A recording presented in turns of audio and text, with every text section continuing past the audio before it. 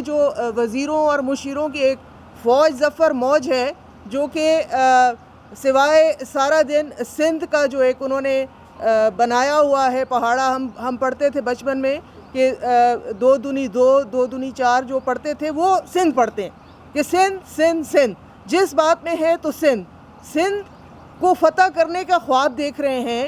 حالانکہ وہ تو کافی زمانہ گزر گیا, محمد بن قاسم اس کو فتح کر چکے تھے, تو انہوں نے تو فتح کرنا تھا کشمیر کو فتح کرنے کے لیے روڈ پہ آ کے 2 گھنٹے کھڑا کر دیا پوری قوم کو کہ کشمیر ایسے آزاد ہوگا. اب پتہ نہیں سندھ کے ساتھ ان کا کیا پروگرام ہے. تو بجائے جو انرجی جو طریقہ کار یہ سندھ کے ساتھ کر رہے ہیں جس سے یہ نفرتیں پھیلا رہے ہیں, بہتر ہوگا کہ وہ انرجی وہ ریسورسز یہ استعمال کریں, اپنا پروگرام بتائیں کہ انہوں نے کشمیر کی آزادی کے لیے کیا کرنا ہے. اس ساری کرونا کی جنگ میں اور کرونا کی باتوں میں اور سندھ کی جو انہوں نے ایک بنائی ہوئی ہے, ایک ہوا کھڑا کیا ہوا ہے, اس میں یہ بھول گئے ہیں کہ وزیر خارجہ کا کام سندھ فتح کرنا نہیں ہے. پاکستان کے وزیر خارجہ کا کام ہے ملک کی سرحدوں کی جو حفاظت ہے اور جو پالیسی ہے فورن, اس کے بارے میں بتائیں. اس کے بارے میں ان کے پاس کچھ بھی نہیں ہے. خیر, سندھ کی بات تو اپنی جگہ رہی, تو میں خیبر پختونخوا کے حوالے سے بات کروں گی کہ ہمیں تو تانا دیتے ہیں کہ آپ اتنے عرصے سے سندھ میں یہ ہو رہا ہے وہ ہو رہا ہے, تو اس کا جواب کون دے گا جو 7 سال سے 7 پورے 1 2 3 4 5 6 7 سال بڑے زیادہ عرصہ ہے, اس میں انہوں نے خیبر پختونخوا میں کیا کیا ہے. اس کے اوپر کہتے ہیں نا کہ ایک تو چوری اور اس کے اوپر سینہ زوری, آ کر پھر خیبر پختونخوا کے جو انہوں نے کرائے کے بہت سارے مشیر رکھے ہوئے ہیں, بہت سارے جو الیکٹڈ لوگ بھی نہیں ہیں, ان کے تھرو پھر باتیں کی جاتی ہیں اور عجیب و غریب قسم کے مفروضے سامنے لے کر آتے ہیں. پہلے وہ اپنے صوبے کا حل بتائیں, یہ بتائیں کہ اگر سب اچھا ہے جیسے یہ کہتے ہیں تو پھر خیبر پختونخوا کے ہسپتالوں کی حالت بری کیوں ہے. وہاں ڈیتھ ریٹ اس وقت کرونا کا سب سے زیادہ جس صوبے کا ہے وہ خیبر پختونخوا کا کیوں ہے. وہاں ڈاکٹرز کیوں ریزائن کر رہے ہیں. کوئی پوری ملک میں آپ کو مثال نہیں ملے گی جہاں ڈاکٹرز جو ہیں اس وقت اپنی نوکری, کیونکہ نوکری ملنا کوئی آسان کام نہیں ہے اور آج کل تو ویسے ہی بے روزگاری کا دورہ ہے, اس میں اگر اپنی نوکری چھوڑتا ہے تو سوچیں وہ کتنا مجبور ہوتا ہے.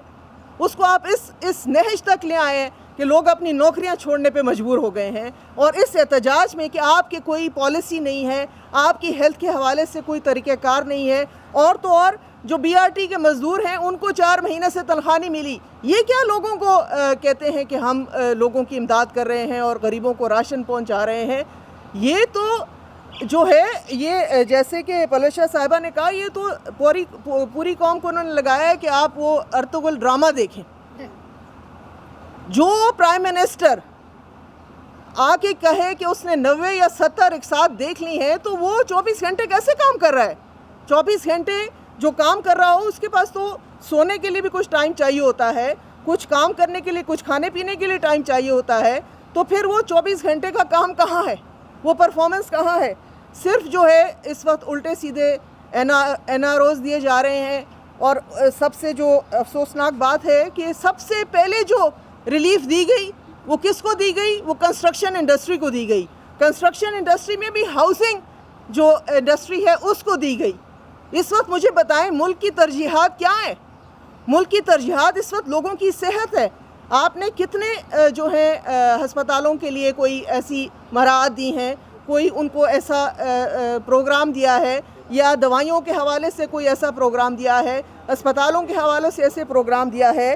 آپ کس کے لیے گھر بنا رہے ہیں, کیونکہ آپ کی جو پالیسی ہے اللہ نہ کرے میرے منہ پہ خاک, یہ تو آپ قبروں کی تیاریاں کر رہے ہیں, لوگوں کے لیے قبرستان بنانے کی تیاریاں کر رہے ہیں.